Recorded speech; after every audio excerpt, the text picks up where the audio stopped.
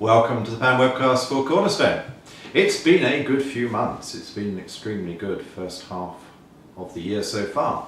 As we hoped going into the new year last January, it was going to be good for share markets, because what's happening worldwide is that the main authorities of the world, in Japan, in the United States of America, in the United Kingdom, even to a lesser extent in Euroland, have decided just to create money, buy bonds, try and get interest rates down, keep them on the floor, and encourage more enterprise and activity.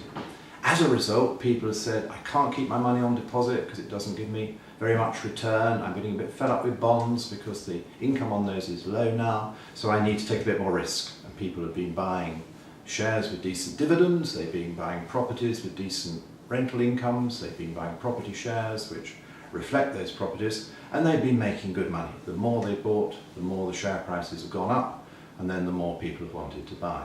So we're pleased to say that for the funds we run for Cornerstone, we've been at the upper end of the allowance for how much we can have in the riskier assets in the shares, and that's been giving you decent returns so far this year. What's going to happen next? Well, I think we're in that sweet spot still. Inflation isn't rising despite all this money printing, because it's taking time for the money to get out there into the real economy.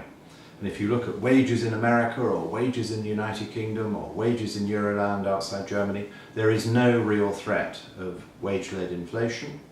There's been a bit of inflation in some countries where they've overdone the weak currency, but even that is not a threat to the system.